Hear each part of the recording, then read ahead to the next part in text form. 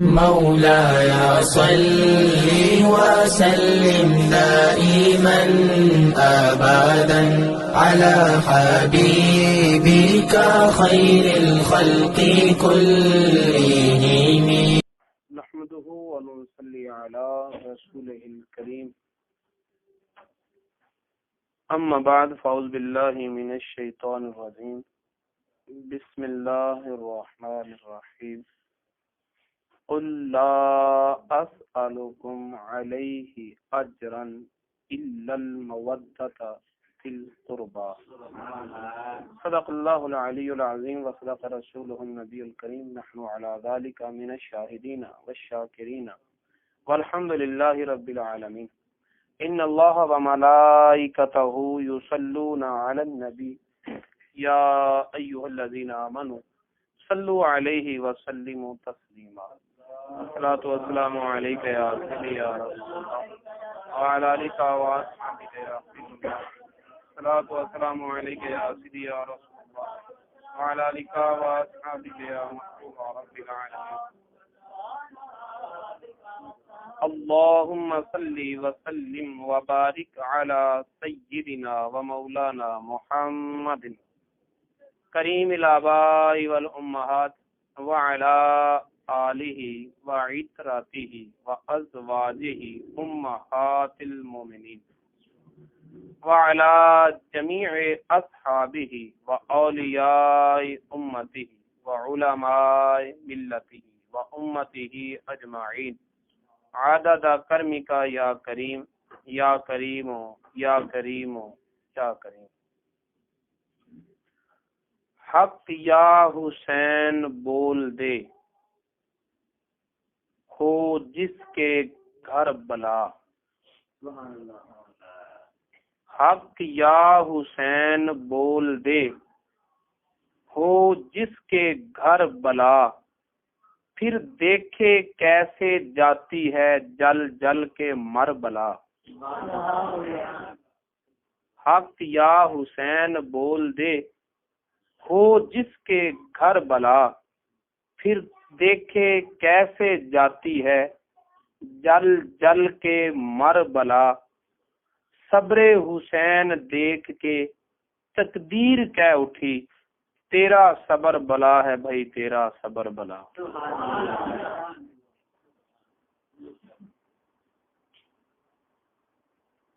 طاری ہے اہل جبر پہ ہیبت حسین کی. طاری ہے اہل جبر پہ ہیبت حسین کی. اللہ رے یہ شان جلالت حسین کی.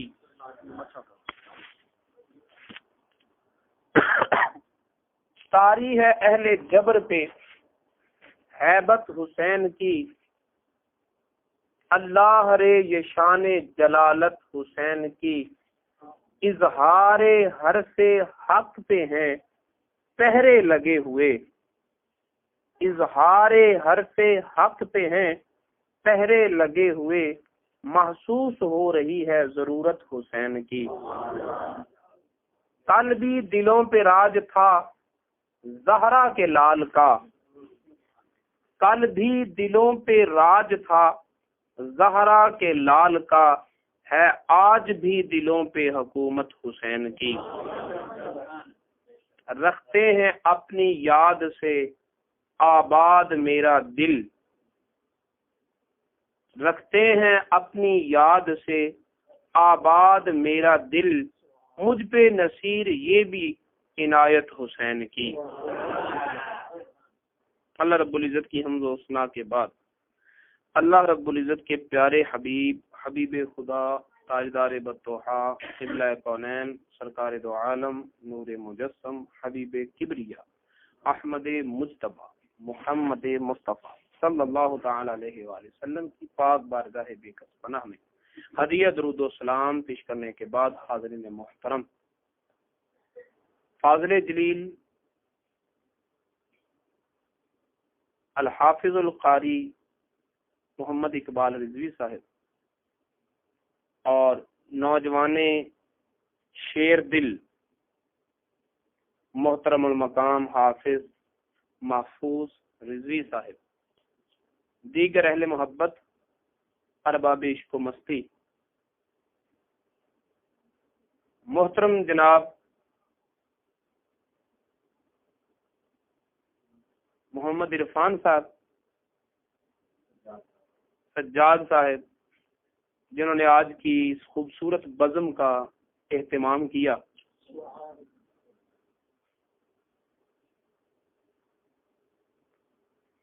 انہوں نے اپنی اس محفل کو سجانے کا مقصد مجھے بتایا کہ گھر کی کچھ پریشانیاں ہیں، اس لیے محفل سجا رہا ہوں۔ تو میں آپ کا سارے لوگوں سے یہ گزارش بھی کروں گا کہ صمیم قلب سے دعا بھی کریں کہ اللہ تعالیٰ ان کی پریشانیاں دور کرے۔ اور نسخہ بھی میں نے آپ کو بتا دیا کہ حق یا حسین بول دے ہو جس کے گھر بلا، پھر دیکھے کیسے جاتی ہے جل جل کے مر بلا۔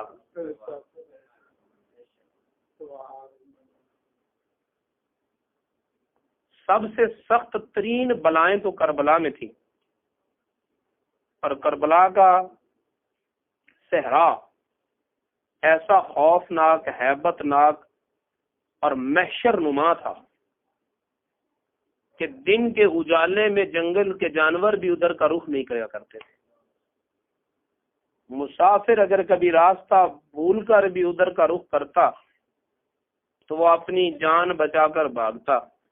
زمین بھی تڑپ رہی تھی، یا اللہ تو نے مجھے کیسا بنا دیا کہ تیری رنگا رنگ کی مخلوق، تیرے پیارے پیارے بندے، اور میری طرف منہ کرنے کو راضی نہیں۔ اس کی اس بے کسی پر اگر رحم آیا تو میرے حسین کو، اس کی اس بے چارگی پر اگر رحم آیا تو میرے حسین کو۔ فرمایا کہ صحرا گھبرا نہیں، میرے نانے کے آنے سے پہلے مدینہ بھی اسی طرح پکارتا تھا کہ یا اللہ میں بیماریوں کا گھر، میرے نانے نے قدم رکھا تو جو بیماریوں کا گھر تھا وہ دارالشفا بن گیا۔ اب میں اسی نانے کا نواسا ہوں، تجھے کوئی نہیں نہ پوچھتا، کوئی بات نہیں، مجھے آ لینے دے، اگر کائنات تیری خاک کو آنکھوں کا سرما نہ بنائے مجھے حسین نہ کہنا۔ تو میرے حسین علیہ السلام کی یہ تاثیر ہے کہ جہاں بلائیں ہوں، جہاں وبائیں ہوں، جہاں بیماریاں ہوں، وہاں امام حسین کے ذکر کی محفل سجاؤ تو بیماریاں نہیں رہتی۔ کربلا کا تو اب نام ہی باقی ہے، ورنہ کوئی وہاں جا کر دیکھے تو صحیح، اب نہ وہ وہاں صحرا ہے، نہ وہاں تپش ہے، نہ وہاں وہ پیاس ہے، بس وہ پیاس جھیل گیا جھیلنے والا، اب تو آب حیات بکتے ہیں۔ تو ذکر حسین اس نیت سے کرنا ہے تاکہ اللہ رب العزت اس گھر پہ اور گھر والوں پر اپنی رحمتوں کی موسلا دھار بارش برسائے، اپنے فضل اور اپنے کرم کے دروازے کھولے۔ اللہ رب العزت نے ارشاد فرمایا قل لا اسألکم علیہ اجرا الا المودۃ فی القربى، اے پیارے محبوب تو کہہ، اے پیارے محبوب، توجہ ہے ذرا پیار سے بولو، یا اللہ کلام تیرا ہے، حکم تیرا ہے، جنہیں کہنا ہے وہ بندے تیرے، پیغام تیرا، قانون تیرا، نظام تیرا، احکام تیرے، کلام تیرا، اور جنہیں کہنا ہے وہ بندے تیرے، تو درمیان کے واسطے کی ضرورت کیا ہے؟ تو خود کیوں نہیں کہتا؟ میرا اللہ فرماتا نہیں پیارے محبوب تو کہہ، بندے میرے ہیں لیکن میری بات میرے بندوں سے، میری بات میرے بندوں سے تو کہہ، تاکہ انہیں پتہ چل جائے کہ میں رب ہو کر، مختار ہو کر، قادر ہو کر، ساری طاقتوں کا مالک ہو کر کسی رکاوٹ کو میرے سامنے دخل نہیں، کسی حجاب کو میرے سامنے جگہ نہیں، میں ساری قدرتوں کا مالک ہو کر بغیر تیرے اپنے بندوں سے بات نہیں کرتا، میں رب ہو کر، میں قادر و قیوم ہو کر، ساری قدرتوں کا مالک ہو کر تیرے بغیر اپنے بندوں سے بات نہیں کرتا تو ان بندوں کو بھی پتا چل جائے کہ جس کے بغیر خدا ہم سے بات نہیں کرتا اس کے بغیر ہم بھی خدا سے بات نہیں کر سکتے، اس کے بغیر ہم بھی خدا سے اپنی بات نہیں منوا سکتے، اس کے بغیر ہمیں بھی خدا کی بارگاہ میں رسائی حاصل نہیں ہو سکتی۔ جب خدا خدا ہو کر بغیر مصطفیٰ کے ہم سے بات نہیں کرتا تو ہم کون ہوتے ہیں جو مصطفیٰ کو چھوڑ کر خدا سے بات کرتے ہیں؟ کل محبوب تو کہہ دے، اور محبوب کے کہنے میں اثر کیا ہے یہ تو کوئی مولا علی سے پوچھے۔ ہجرت کی رات ہے، گھر نبی کے گھر کا محاصرہ دشمنوں نے کر رکھا ہے، 40 کافر، 40 کافر اور 80 آنکھیں ایک دروازے پہ جمی ہوئی ہیں، تلواریں سونت کر کھڑے ہیں۔ کیوں؟ نبی نکلے ہم مارے، نبی نکلے، ان کا عزم تو یہی تھا نا، نبی نکلے ہم مارے۔ اسی رات میرے اللہ نے حکم دیا نبی کو، پیارے محبوب آج چل۔ پہلے راستہ صاف تھا، کوئی رکاوٹ نہیں تھی، چلے جاتے، جانے والے کا بھی کمال نہ پتہ چلتا، لے جانے والے کا بھی پتہ نہ چلتا۔ اب 40 کافر 80 آنکھیں ایک دروازے پہ ٹک ٹکی باندھ کے تلواریں سوچ کے کھڑی ہیں، پیارے محبوب اب چل، جانے کا بھی مزہ آ جائے، مجھے لے جانے کا بھی مزہ آ جائے۔ لیکن نبی کیسے جائیں؟ نبی پاک صلی اللہ تعالی علیہ وسلم کے پاس کچھ امانتیں ہیں، امین کی ضرورت ہے، کچھ صداقتیں ہیں، صدیق کی ضرورت ہے، کچھ وراثتیں ہیں، وارث کی ضرورت ہے، کچھ وصیتیں ہیں، وصی کی ضرورت ہے۔ کوئی ایک ایسا وجود ملے جس میں سب خوبیاں ہوں، جو صدیقوں میں صدیق بھی ہو، جو وارثوں میں وارث بھی ہو، جو وصی رسول بھی ہو۔ تو میرے نبی کی نگاہ انتخاب کہاں ٹھہری؟ فرمایا علی آؤ، علی، یہ امانتیں ہیں، یہ پیغامات ہیں، یہ وصیتیں ہیں، یہ صداقتیں ہیں، آج تو میرے بستر پہ سو جا، صبح اٹھنا، جن کی امانتیں فلاں فلاں فلاں کو امانتیں پہنچانا، فلاں فلاں کو پیغامات پہنچانا، میرے پیچھے مدینے آ جانا۔ نوجوان مسلم کبھی ہے، نوجوان مسلم تدبر بھی کیا تو نے، وہ کیا گردوں تھا تو جس کا ہے ایک ٹوٹا ہوا تارا؟ ذرا اپنے ماضی کو دیکھ تو صحیح، تو نے کلمہ کس نبی کا پڑھا ہے؟ تجھے ذرا موقع ملے کسی کا حق دبانے میں ذرا بھر دیر نہیں لگاتا، اور اگر کسی کا موقع بنے تھوڑی سی رنجش پر بڑے سے بڑا حق اس کا مار لیتا ہے۔ لیکن دیکھ تو صحیح تو نے کس نبی کا کلمہ پڑھا ہے کہ باہر جو کافر تلواریں سونپ کر کھڑے ہیں انہی کافروں کی اندر امانتیں پڑی ہیں، اور نبی ان کی امانتوں کا انتظام کیے بغیر جا نہیں رہا۔ تو نے کس نبی کا کلمہ پڑھا؟ وہ باہر تلواریں سونپ کے کھڑے ہیں، نبی اندر ان کی امانتوں کا انتظام کر رہا، جان بچانے کی فکر کرنی چاہیے نا، لیکن نبی اب انہی کی امانتیں بچانے کی اہتمام اور انتظام کر رہا۔ علی تو سو جا، علی کو وہاں پر ذمہ دار بنایا۔ اب ذرا ایک عقیدے کی بات بھی سنتے جانا۔ نبی نے دروازہ کھولا، 40 کافر، 80 آنکھیں کھلی ہیں، بند بھی نہیں، دروازے پہ جمی ہے۔ میرے نبی نے کنکروں کی مٹھی اٹھائی، شاہت الوجوہ کہہ کر پھینکی، سارے کافروں کو کنکریاں لگیں، نبی درمیان سے گزر گئے۔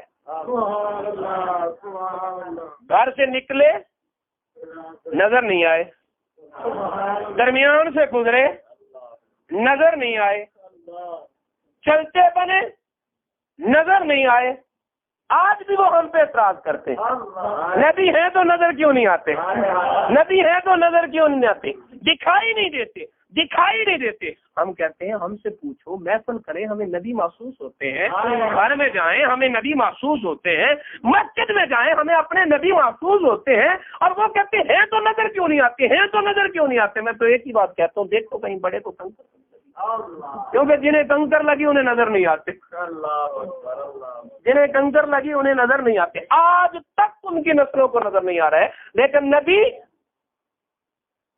ہے۔ میں جو بات آپ کو بتانا چاہتا ہوں، میرے نبی نے فرمایا علی اس بستر پہ سو جا۔ علی کہتے ہیں آج کی رات مجھے بڑی چین کی نیند آئی۔ وہ بستر جو موت کا بستر ہے، وہ بستر جس کافروں کی ٹارگٹ میں ہے، وہ بستر جس پر تلواریں سونپ کر کھڑے ہیں، دشمن کی زد میں ہے، علی کہتے ہیں میں آج چین کی نیند سے سویا۔ چین کی نیند کیوں سوئے؟ میں بے چینی کی ایک ہی تو وجہ ہوتی ہے، موت کبھی بھی آ سکتی ہے، کسی حال میں بھی آ سکتی ہے، تو نیک آدمی اپنی ہر حالت کا احترام کرتا ہے، لحاظ رکھتا ہے کہ ہر حالت کو اچھا رکھو، موت جس حال میں بھی آئے اچھی حالت نہیں پائے۔ تو بے چینی کی وجہ ایک ہی ہوتی ہے کہ موت کبھی بھی آ سکتی ہے۔ میرے علی نے کہا جب بھی سوتا تھا یہی فکر ہوتی تھی صبح اٹھنا ہے یا نہیں اٹھنا، لیکن آج سویا تو چین کی نیند اس لیے سویا کہ نبی نے کہہ دیا تھا علی سو جا صبح اٹھنا، علی سو جا صبح اٹھنا، فلاں فلاں کو امانتیں پہنچانا، پیغامات پہنچانا، صداقتیں پہنچانا، پھر میرے پیچھے مدینے آ جانا۔ میں نے یہ کہہ دیا علی 40 کافروں کی تلواریں کھڑی ہیں، لشکتی ہیں لشکتی رہے، چمکتی ہیں چمکتی رہے، تو سو جا، موت کبھی بھی آ سکتی ہے لیکن آج نہیں آ سکتی، کیونکہ مصطفیٰ نے کیا کیا ہے۔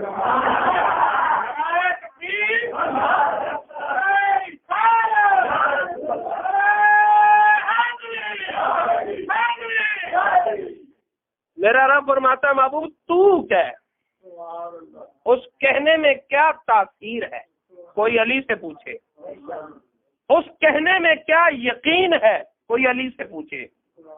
تو کہہ یا اللہ کیا کہوں، لا اسألکم علیہ اجرا، او میرے امتیوں، میں نے تمہیں دین دیا، میں نے تمہیں قرآن دیا، میں نے تمہیں ایمان دیا، تم تو ایک دوسرے کی جانوں کے دشمن تھے، میں نے بھائی بھائی بنا دیا، تم تو گورے اور کالے کا فرق کرتے تھے، میں نے یہ فرق بھی مٹا دیا، تم تو آقا اور غلام میں فرق کرتے تھے، میں نے یہ فرق بھی مٹا دیا، ایک ہی صف میں کھڑے ہو گئے، محمود و ایاز، نہ کوئی بندہ رہا نہ کوئی بندہ نواز، میں نے ایسے انسانیت کے سلیقے تمہیں سکھائے، لیکن اتنے احسانات دینے پر بھی میں تم سے مانگتا کچھ نہیں،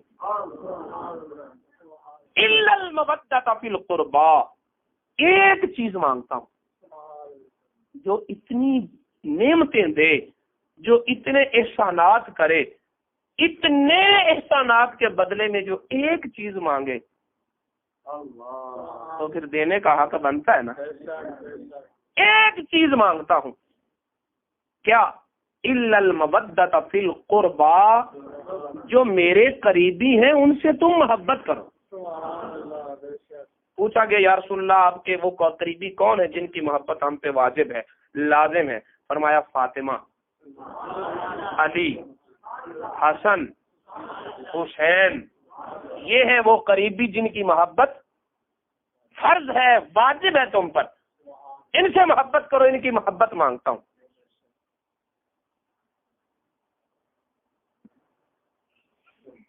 مولانا امام فخر الدین رازی رحمۃ اللہ علیہ نے اور دیگر مفسرین نے یہاں ایک سوال اٹھایا، آپ اگر توجہ کریں گے تو بڑی آسانی سے سمجھیں گے۔ حضرت نوح علیہ السلام نے اپنی قوم کو تبلیغ کی، انہیں طوفان سے بچایا، انہیں اللہ تعالیٰ کے پیغامات سنائے، اور آخر میں پھر اللہ تعالیٰ نے اب کہا کہ اے نوح اپنی قوم کو کہہ، ما اسألکم علیہ من اجر ان اجری الا علی رب العالمین، اے امتیوں میں نے تمہیں ایمان دیا ہے، میں نے تمہیں طوفان سے بچایا ہے، اس سب کا صلہ میں تم سے نہیں مانگتا، کچھ بھی نہیں مانگتا، جو بھی اجر لینا ہے اللہ سے لینا ہے۔ حضرت موسیٰ کلیم اللہ نے بھی اپنی قوم کو یہی کہا کہ ما اسألکم علیہ من اجر، کوئی اجر نہیں مانگتا، ایک چیز بھی نہیں مانگتا، اپنی اہل بیت کی محبت بھی نہیں مانگتا۔ ان اجری الا علی رب العالمین، میرا اجر اللہ پر۔ ابراہیم خلیل اللہ نے بھی اپنی قوم کو یہی کہا کہ کچھ نہیں مانگتا، جو اجر لینا ہے اللہ سے لینا ہے۔ توجہ ہے؟ یہ قرآن کی آیتیں گواہ ہیں۔ حضرت لوط علیہ السلام نے، شعیب علیہ السلام نے اپنی قوم کو یہی کہا، ما اسألکم علیہ من اجر، کوئی اجر نہیں مانگتے، ان اجری الا علی رب العالمین، جو بھی ہمیں صلہ ملے گا اللہ دے گا، ہم تم سے کچھ نہیں مانگتے۔ توجہ ہے؟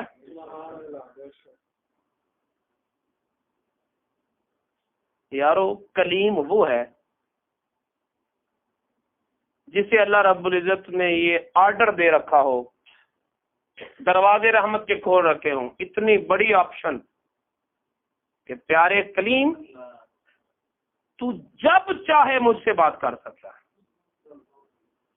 جو چاہے مجھ سے بات کر سکتا ہے، جتنی چاہے مجھ سے بات کرتا ہے، جیسے چاہے مجھ سے بات کر سکتا ہے۔ توجہ ہے؟ یہ اللہ کہہ رہا ہے، کلیم وہ ہے جسے اللہ تعالیٰ کی طرف سے اتنی آفر کہ جو چاہے بات کر، جتنی چاہے بات کر، جیسے چاہے بات کر، جب چاہے بات کر، لیکن ایک پابندی ہے، آنا طور پہ پڑے گا۔ آنا سوال ہے تو طور پہ آنا پڑے گا، دعا ہے تو طور پہ آنا پڑے گا، اگر بچڑے پوجا کرنے والوں کی توبہ کی استدعا کرنی ہے طور پہ آنا پڑے گا، تورات لینی ہے طور پہ آنا پڑے گا، جو چاہے بات کرو، جتنی چاہے بات کرو، جس کی چاہے بات کرو، جب چاہے بات کرو، لیکن آنا طور پہ پڑے۔ کلیم وہ ہے جسے ہر بات کے لیے طور پہ آنا پڑے، اور حبیب وہ ہے کہ جسے رب تعالیٰ فرمائے پیارے محبوب تجھے طور پہ بھی آنے کی ضرورت نہیں ہے، تو گھر میں ہوگا وہی گھر میں آئے گی، تو غار میں ہوگا وہی غار میں آئے گی، تو مکے میں ہوگا جبریل مکے میں جائے گا، تو مدینے میں ہوگا جبریل مدینے میں جائے گا، تو سفر میں ہوگا تو وہی سفر میں ہوگی، تو حضر میں ہوگا وہی حضر میں ہوگی۔ یہ بھی پابندی نہیں۔ تو کلیم وہ جس پر پابندی، حبیب وہ جس کا اس سے بڑا مقام۔ تو کلیم کلیم ہو کر کچھ نہ مانگے، حبیب حبیب ہو کر مانگے۔ الا المودۃ بالقربى، ایک چیز مانگتا ہوں۔ اور سنو، حضرت ابراہیم خلیل اللہ پہلے نبیوں میں سب سے بڑے نبی، جد الانبیاء، اگر کوئی ابراہیم خلیل اللہ سے بڑا ہے تو وہ تیرا اور میرا آقا ہے، اور دوسرا کوئی نہیں۔ تو مقام خلیل یہ ہے، اذ قال له ربه اسلم، اس کے رب نے اسے کہا گردن جھکا دے، قال اسلمت لرب العالمین، ابراہیم علیہ السلام نے کہا میں نے گردن جھکا دی جہانوں کے پروردگار کے لیے۔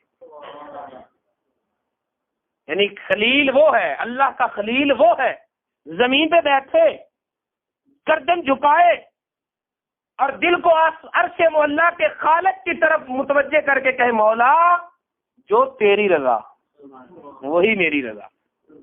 اور حبیب وہ ہے کہ قد نرا تقلب وجهك فی السماء، نماز پڑھتے ہوئے محبوب ایک مرتبہ چہرہ اوپر کرے، رب کرے کہے محبوب ہم نے تیرے چہرے کا اٹھنا آسمان کی طرف دیکھ لیا۔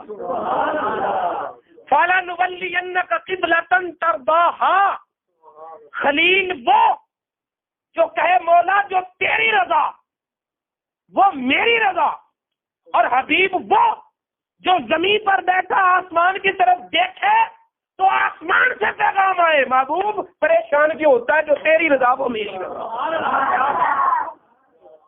تو خلیل خلیل ہو کر کچھ نہ مانگے، اور حبیب حبیب ہو کر مانگے۔ آپ نے اس آیت کریمہ پر بہت سارے خطابات سنے. جو میں سوال اٹھا رہا ہوں کیا آپ کی سمجھ میں آیا وہ سوال؟ کیونکہ سوال نہیں سمجھ آئے گا جواب بھی سمجھ نہیں آئے گا. پہلے نبی خلیل اللہ ہیں تو وہ اپنی قوم کو کہہ رہے ہیں کچھ بھی نہیں مانگتا اللہ دے گا.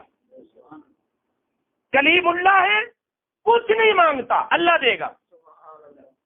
لوط علیہ السلام، شعیب علیہ السلام، نوح علیہ السلام اپنی اپنی امتوں کو کہہ رہے ما اسالکم علیہ من اجر، کوئی اجر نہیں مانگتے. ان اجری الا علی رب العالمین، ہمارا اجر اللہ پر ہے. لیکن محبوب کہہ رہے ہیں لا اسالکم علیہ اجرا الا المودۃ فی القربى، اور کچھ نہیں مانگتا، اہل بیت کی محبت مانگتا ہوں. ایک چیز تو مانگ لی نا. پہلے نبیوں نے کچھ نہیں مانگا، محبوب نے ایک چیز تو مانگ لی نا. توجہ تو کرو. چاہیے تو یہ تھا کہ یہ بھی نہ مانگتے. توجہ ہے؟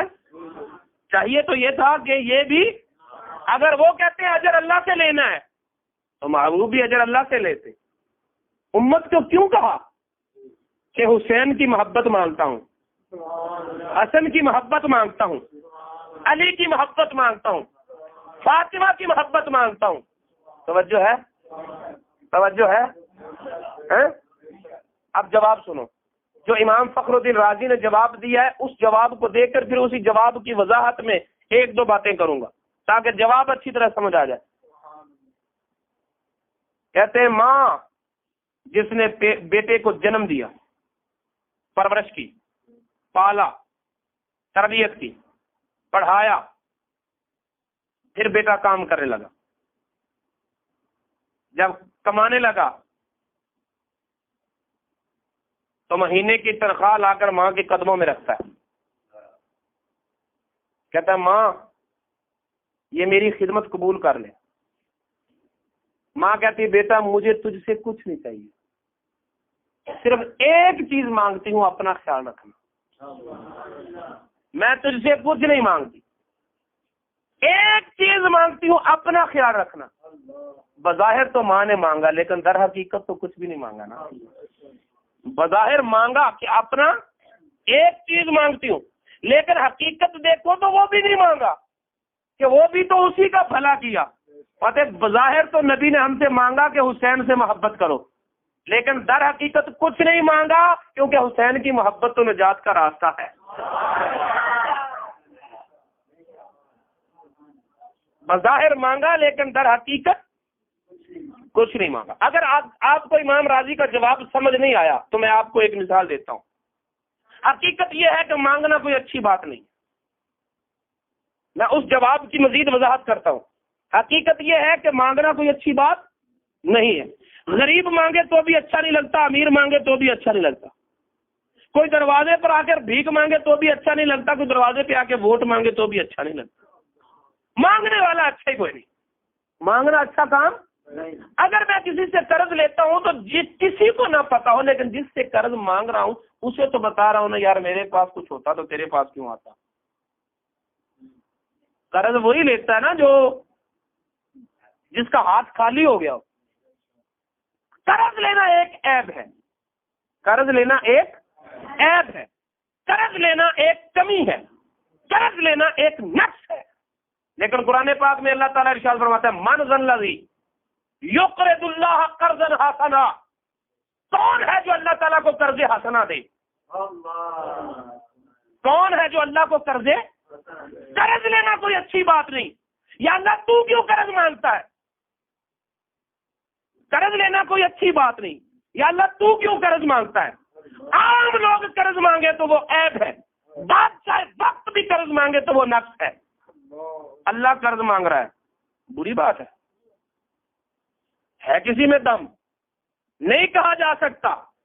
کیا اللہ کے خزانے کم ہیں؟ نہیں کہا جا سکتا. اسے کیا ضرورت پڑ گئی؟ قرض مانگ رہا ہے. فرمایا بندو تمہارا قرض مانگنا، میرا قرض مانگنا، تمہارا قرض مانگنا اور ہے، میرا قرض مانگنا اور ہے. بندے بندوں سے قرض مانگتے ہیں اپنی ذات کے لیے، اور میں تم سے قرض مانگتا ہوں تمہاری نجات کے لیے. اپنی ذات کے لیے نہیں، تمہاری نجات کے لیے. آؤ میرے نام پر خرچ کرو، تمہیں نجات دے دوں، ایک کے بدلے 10 دنیا میں 70 گنا آخرت میں، آؤ تمہارے دیے ہوئے کو میں سنبھال کے رکھوں گا، یہاں درم ہوگا قیامت والے دن وہ احد پہاڑ کے برابر بن چکا ہوگا، آؤ میرے نام پہ دینے والوں مجھے قرض دو، یا اللہ تجھے کیسے قرض دے؟ فرمایا میرے بندوں پہ خرچ کرو گے نا، میرے بندوں پہ خرچ کرو گے نا، تم میرے بندوں پہ خرچ کرو گے، میں سمجھ لوں گا انہوں نے میرے نام پہ میرے بندے کو دیا ہے، میرے بندے کو دیا ہوا میں نے لوٹانا ہے، میرے بندے کو دیا ہوا میں نے لوٹانا ہے۔ قرض لینا اچھی بات نہیں، لیکن اگر خدا قرض لے تو فرق کرنا پڑے گا، ہم قرض لیتے ہیں اپنی ذات کے لیے اور خدا قرض لیتا ہے بندوں کی نجات کے لیے۔ میرے محبوب نے مانگا لا اسألکم علیہ اجرا الا المودۃ بالقربى، بندو لوگوں امتیوں میں تم سے کچھ نہیں مانگتا، ایک چیز مانگتا ہوں۔ یا رسول اللہ مانگ تو پھر بھی لیا نا، پہلے نبیوں نے تو ایک بھی شے نہیں مانگی، آپ نے ایک چیز مانگ لی۔ فرمایا فرق ہے، اپنی ذات کے لیے نہیں مانگ رہا، تمہاری نجات کے لیے مانگ رہا، اپنی ذات کے لیے نہیں مانگ رہا، تمہاری نجات کے لیے مانگ رہا۔ بات سمجھائی؟ اور اگر ابھی بھی نہیں آئی تو مزید کھولتے، حسین کی محبت امت کی نجات ہے، حسین کی محبت میرے نبی نے فرمایا میری اہل بیت کشتی نوح کی طرح ہے، جس کو نجات چاہیے کشتی نوح میں سواری کرنا ہوگی، کشتی نوح میں، نوح کی کشتی وہ کشتی ہے کہ جب طوفان آیا فقط وہ بچا جو کشتی میں تھا، فقط وہ بچا جو کشتی میں سوار نہ ہوا، وہ نوح کا بیٹا بھی تھا تو نہیں بچا، وہ پہاڑ پہ بھی چڑھا تو نہیں بچا۔ میرے نبی نے فرمایا میری اہل بیت کشتی نوح کی مانند ہے، ایسے فتنے آنے والے ہیں، ایسے عذاب آنے والے ہیں، ایسے فساد آنے والے ہیں، ایسی حالات دیگر گم ہونے والے ہیں کہ میرے امتیوں نجات وہی پائے گا جو میری اہل بیت کی کشتی میں سوار ہو۔ پہلے نبیوں نے تو کچھ نہیں مانگا، یا رسول اللہ آپ نے مانگا، فرمایا اس لیے کہ پہلے نبیوں کو پتا تھا نجات دینے والا پیچھے آ رہا ہے، نوح علیہ السلام کو پتا تھا نجات دینے والا پیچھے آ رہا ہے، ابراہیم علیہ السلام کو پتا تھا نجات دینے والا پیچھے آ رہا ہے، اسماعیل علیہ السلام کو پتا تھا نجات دینے والا خاتم الانبیاء پیچھے آ رہا ہے، حضرت یعقوب علیہ السلام کو پتا تھا نجات دینے والا پیچھے آ رہا ہے، اسحاق علیہ السلام کو پتا تھا نجات دینے والا پیچھے آ رہا ہے، حضرت موسیٰ کلیم اللہ کو پتا تھا نجات دینے والا پیچھے آ رہا ہے۔ اب میں وہ آ گیا، لا نبی بعدی، میرے بعد کوئی نبی نہیں، تو میں اپنی امت کو نجات کا راستہ بتا رہا ہوں۔ لوگوں الا المودۃ فی القربى، نجات چاہیے تو حسین سے محبت کرنا، نجات چاہیے تو میرے حسن سے محبت کرنا، نجات پانی ہے تو میرے علی سے محبت کرنا، سیدہ فاطمہ سے محبت کرنا۔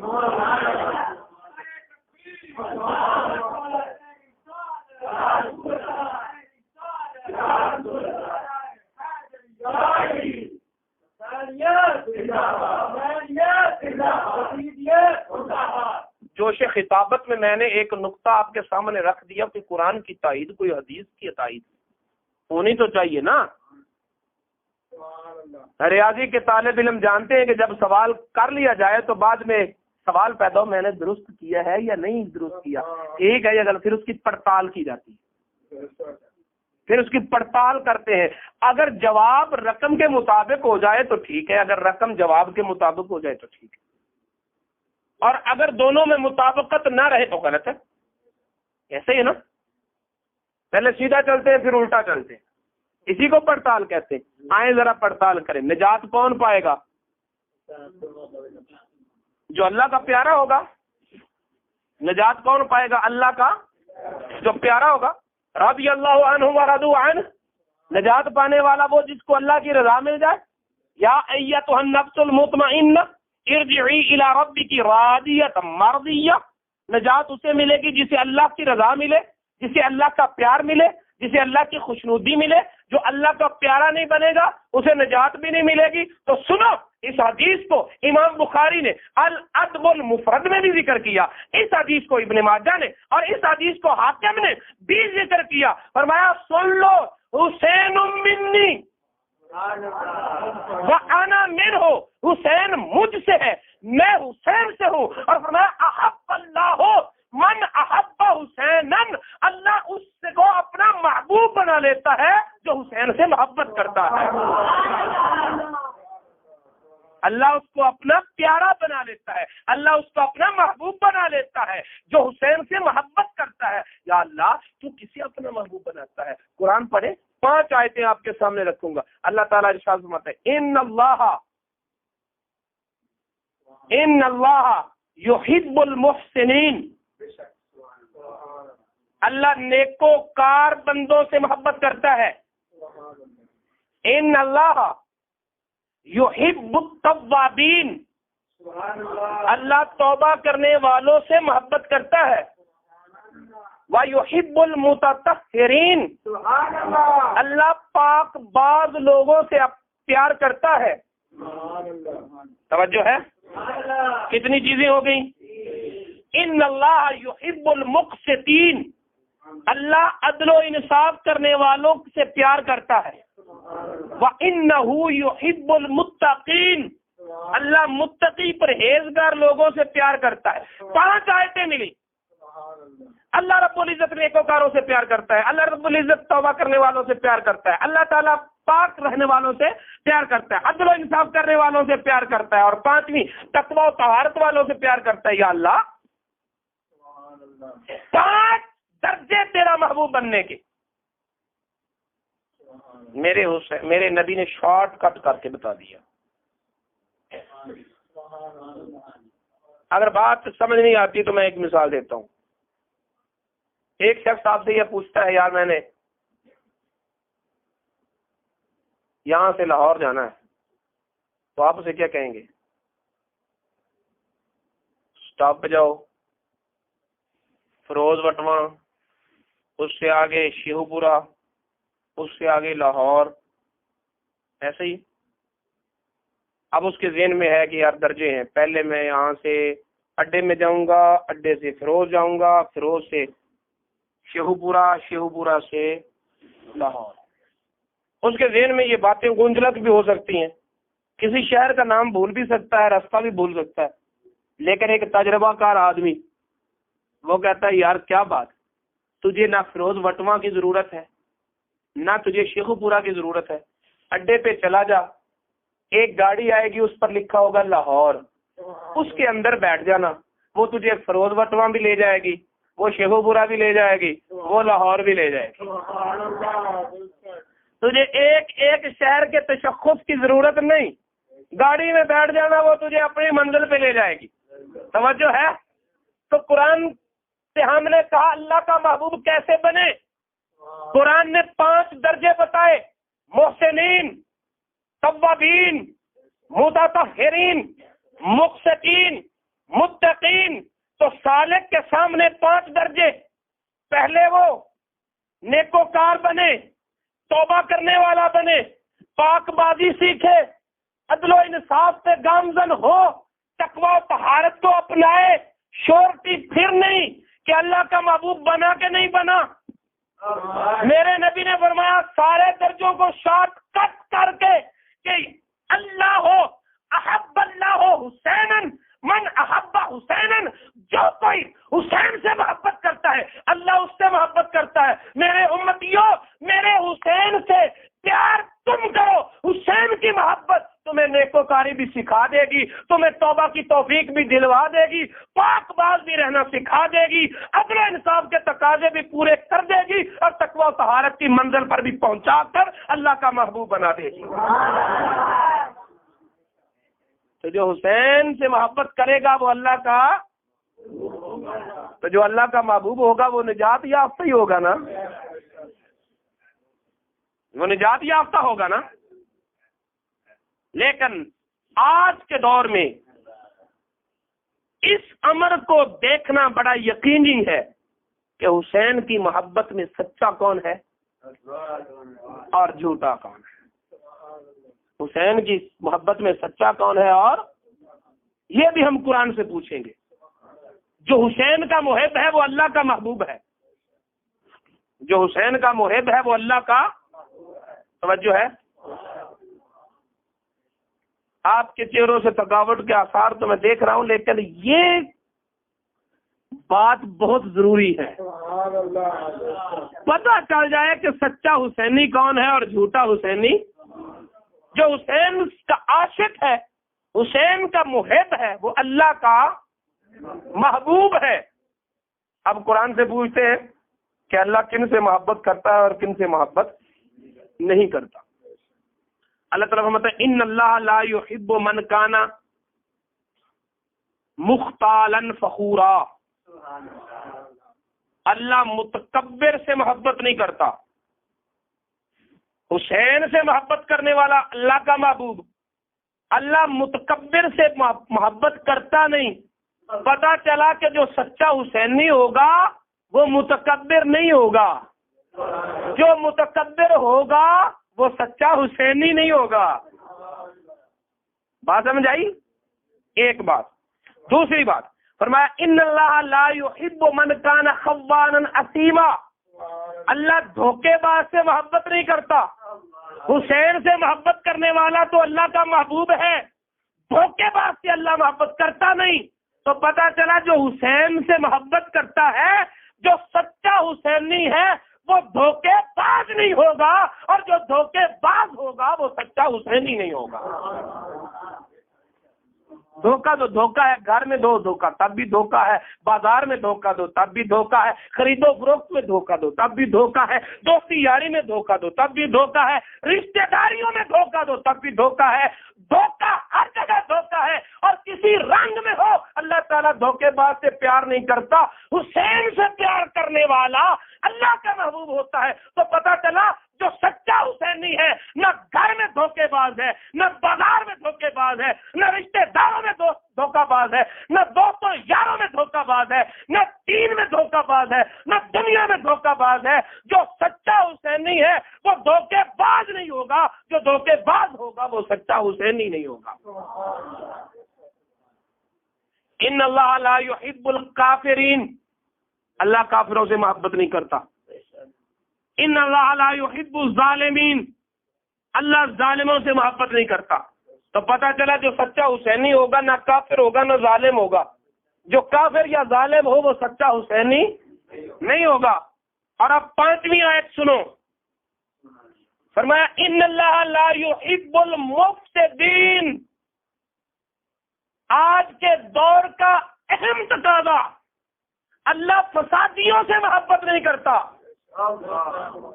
اللہ فسادیوں سے محبت نہیں کرتا۔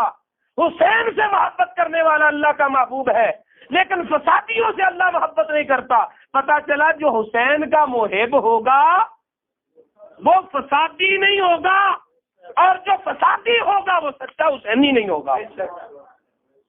وہ سچا، حکومت کو فسادیوں کی بڑی تلاش ہے، تو آؤ ذکر حسین کا یہ بھی ایک تحفہ لیتے جاؤ، تمہیں پتہ چل جائے کہ فسادی کون ہے کون نہیں۔ فسادی کون ہے کون؟ سچے حسینی کو تلاش کر لو، تمہیں فسادی خود مل جائیں گے۔ ایک گروپ وہ ہے جو حسین کا نام ہی نہیں لیتا، وہ یزید کا نام لیتا ہے، رضی اللہ عنہ بھی کہتے ہیں، امیر المومنین بھی کہتے ہیں۔ میں نے کہا تجھے الجھنے کی تو بات کوئی نہیں، کیونکہ یہ دونوں نظریے بڑے قدیم ہیں، کربلا سے تاریخ چلی آ رہی ہے۔ کوئی اس کو امیر المومنین کہتا ہے، کوئی ان کو امیر المومنین کہتا ہے۔ تو میں نے تو ایک ہی بات کروں گا، اگر مومن ہو ابن زیاد جیسا، اگر مومن ہو عمر بن سعد جیسا، اگر مومن ہو سمر ذل جوشن جیسا، اگر مومن ہو سنان بن مالک جیسا، تو پھر امیر تو ایسا ہی ہوگا۔ لیکن اگر مومن ہو علی اکبر جیسا، اگر مومن ہو عباس جیسا، اگر مومن ہو عمر بن حسن جیسا، اگر مومن ہو قاسم بن حسن جیسا، اگر مومن ہو ابو بکر بن علی جیسا، اگر مومن ہو عثمان بن علی جیسا، یہ کیسی دیانتداری ہے، یہ کیسا انصاف ہے کہ ارے امام حسین علیہ السلام کے بھائی ابو بکر بن علی کربلا میں شہید ہوئے، امام حسین کے بھائی حضرت عثمان بن علی وہ بھی کربلا میں شہید ہوئے، حضرت عباس وہ بھی امام حسین کے بھائی تھے وہ بھی کربلا میں شہید ہوئے، امام حسن کے بیٹے عمر بن علی وہ بھی کربلا میں شہید ہوئے، امام حسین کے بیٹے وہ کربلا میں شہید ہوئے، امام حسن کے 4 بیٹے کربلا میں شہید ہوئے، لیکن 72 شہید ان کا نام کیوں نہیں لیا جاتا؟ ان 72 شہیدوں کا نام کیوں نہیں لیا جاتا؟ کیونکہ ان میں ایک نام ابو بکر کا بھی آتا ہے جو علی کا بیٹا تھا، اس میں ایک نام عثمان کا بھی آتا ہے جو علی کا بیٹا تھا، اس کا میں ایک نام عمر کا بھی آتا ہے جو امام حسن کا بیٹا تھا۔ ارے 72 شہیدوں کے نام لو تبھی پتہ چل جائے گا کہ حق پر کون ہے اور غلطی پر کون ہے۔ ارے دیکھو تو صحیح، وہ امام ابو بکر اپنے بیٹے کا نام رکھے، علی اور مرتضیٰ عثمان اپنے بیٹے کا نام رکھے، اور حضرت حسن امام حسین کے بھائی اپنے بیٹے کا نام عمر رکھے۔ تو ان سے عداوت کرے، تو ان سے عداوت کرے تو پتہ چلا محبت میں کھڑا وہ نہیں جو لگتوں سے الجھے، محبت میں سچا وہ ہوتا ہے جو لگتوں کا احترام کیا کرتا ہے، جو لگتوں کا احترام کیا کرتا ہے۔ اگر مومن ہو ابن سعد جیسے تو پھر امیر یزید جیسے ہوتے ہیں، لیکن اگر مومن ہو حر جیسے، مومن ہو وہاب بن عبداللہ جیسے، اگر مومن ہو حضرت عباس جیسے تو پھر امیر جو ہے وہ سید الشہداء ہوتے ہیں، امیر جو ہے وہ امام حسین ہوتے ہیں۔ ایک گروہ تو وہ ہے جو نام ہی نہیں لیتا، بات سمجھ گئے، اور ایک گروہ وہ ہے جو نام امام حسین کا نام تو لیتا ہے لیکن امام حسین کے لگتوں کا نام نہیں لیتا۔ ان سے الجھتا ہے جنہوں نے امام حسین کے نکاح کا خطبہ پڑھا، حضرت عمر، ان سے الجھتے ہیں جو کندھوں پر امام حسن اور حسین کو بٹھا کر سنت مصطفیٰ کو ادا کرتے رہے۔ ابو بکر صدیق مولا علی سے کہتے تھے، علی اپنے شہزادوں کو کہو میرے کندھوں پر بیٹھے تاکہ میں بھی اپنے نبی کی سنت اپناؤں۔ ان سے الجھتے ہیں جن کے دروازے پر امام حسن اور حسین تحفظ ناموس صحابہ کا پہرا دیتے رہے۔ تو اب ملک میں جب بھی بم دھماکہ ہوتا ہے تو یا پہلے نمبر والی ٹیم نکلتی ہے یا دوسرے نمبر والی ٹیم نکلتی ہے۔ کسی بم دھماکے میں سنیوں کا نام نہیں آیا۔ اگر سنیوں کا نام آتا ہے نا تو تحفظ ناموس رسالت کے میدان میں آتا ہے۔ اگر کوئی سنی جوان نکلتا ہے یا غازی علم الدین شہید بنتا ہے یا غازی ممتاز قادری بنتا ہے یا عامر چیمہ بنتا ہے یا عبد القیوم بنتا ہے۔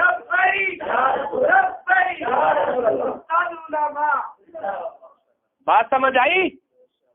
جہاں فتنہ فساد کی بات ہوتی ہے وہاں سنی کا نام نہیں آتا، جہاں عزت علی اور مرتضیٰ کی یا عزت امام الانبیاء کی بات ہوتی ہے وہاں سنی میدان میں نظر آتے ہیں۔ پتا چلا کہ یہ تو بات قرآن نے بتا دی تھی، لا یحب المفسدین، اللہ فسادیوں سے محبت نہیں کرتا۔ جو فسادی ہوگا وہ سچا حسینی نہیں ہوگا، اور جو سچا حسینی ہوگا وہ فسادی نہیں ہوگا۔